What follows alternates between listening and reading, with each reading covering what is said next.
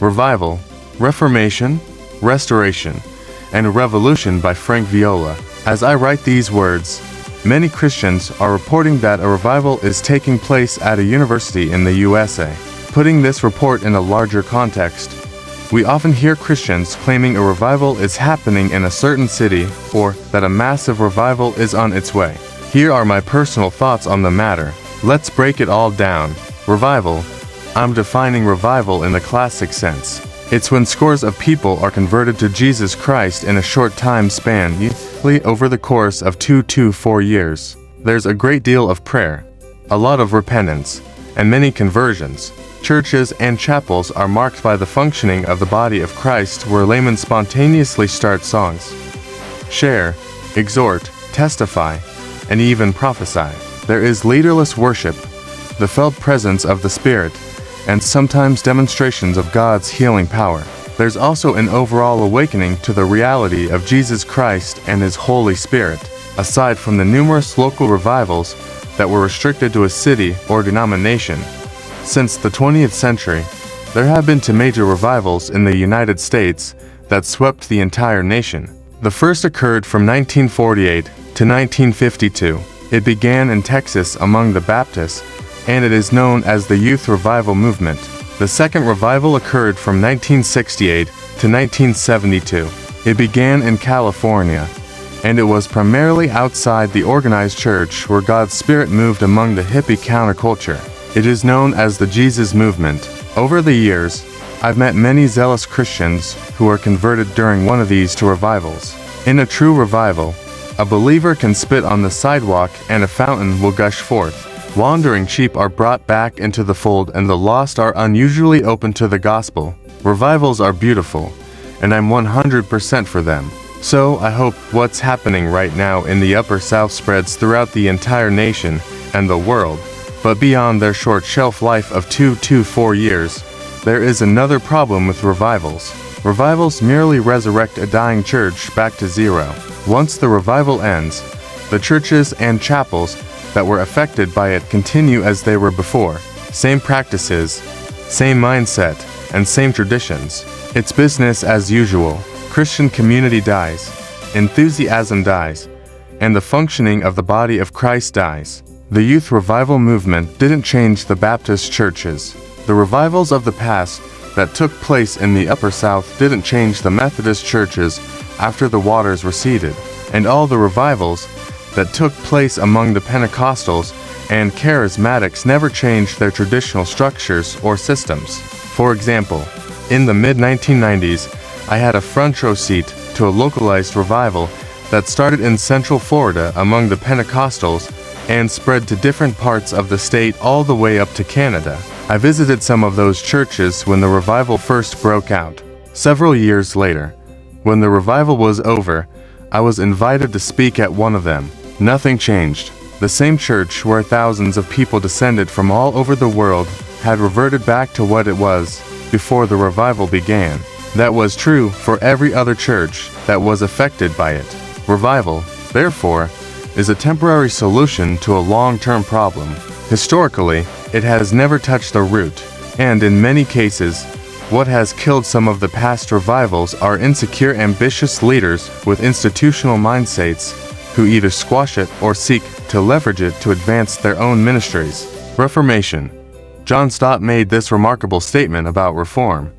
The hallmark of an authentic evangelicalism is not the uncritical repetition of old traditions, but the willingness to submit every tradition, however ancient, to fresh biblical scrutiny and, if necessary, reform.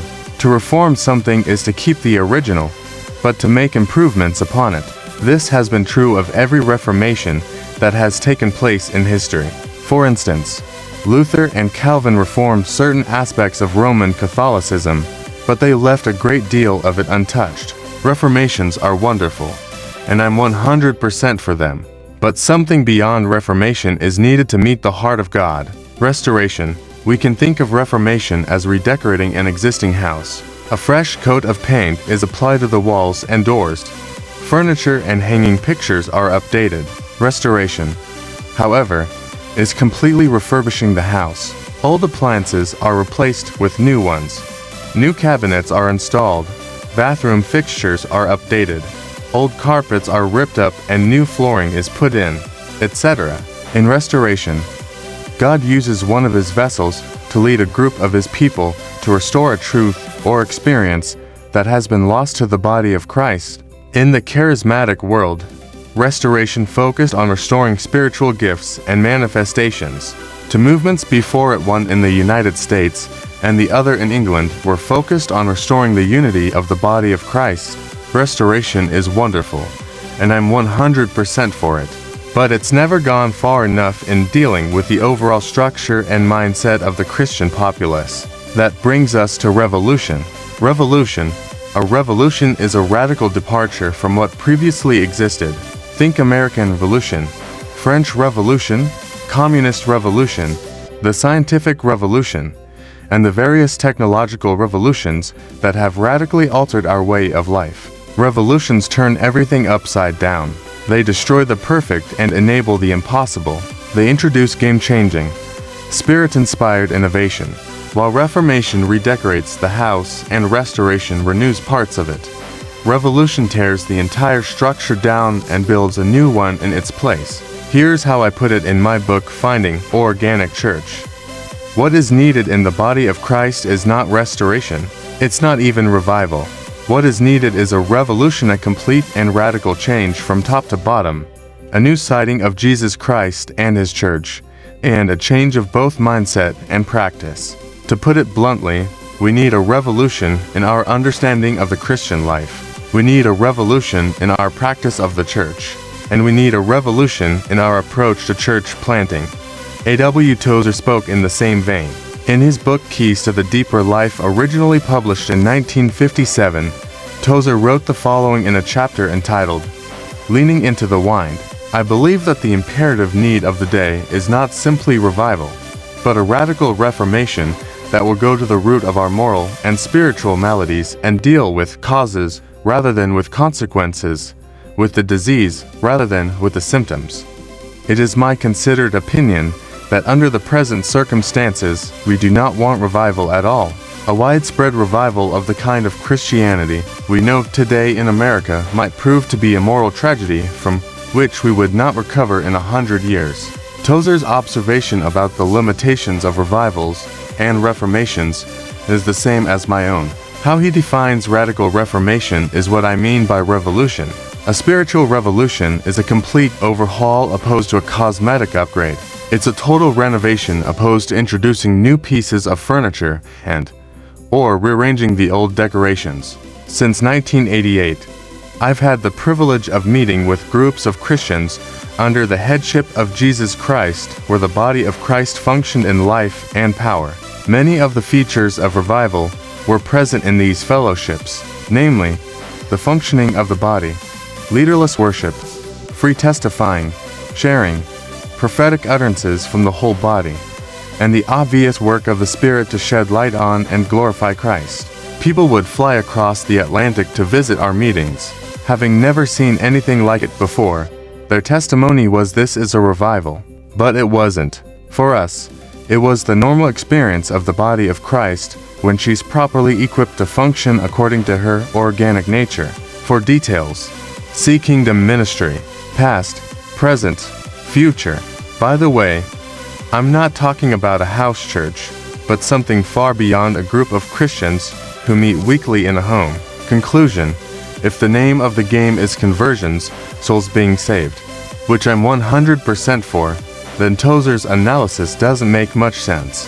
But if God is after something higher than lost people being converted to Christ, then Tozer's words should be seriously considered. I contend that God's primary interest is his eternal purpose, which includes reclaiming the explosive gospel of the kingdom. And that, my friends, is revolutionary. Historically, God has worked in seasons. This is true for revivals and spiritual awakenings. I'm thankful for every report about revival winds blowing. I just hope it spreads beyond a city, denomination, or movement. Even more, what we need today beyond revival, reformation, and even restoration is revolution. A revolution in how we conceive the Christian life, how we live it out, and how we practice the church. All of my work is toward that singular goal. The aim is that God in His mercy would use it to help ignite a revolution in the Christian faith. That said, I'll take revival, reformation, and restoration whenever and wherever they come. But revolution is where my heart beats. And that's precisely what the insurgence is all about.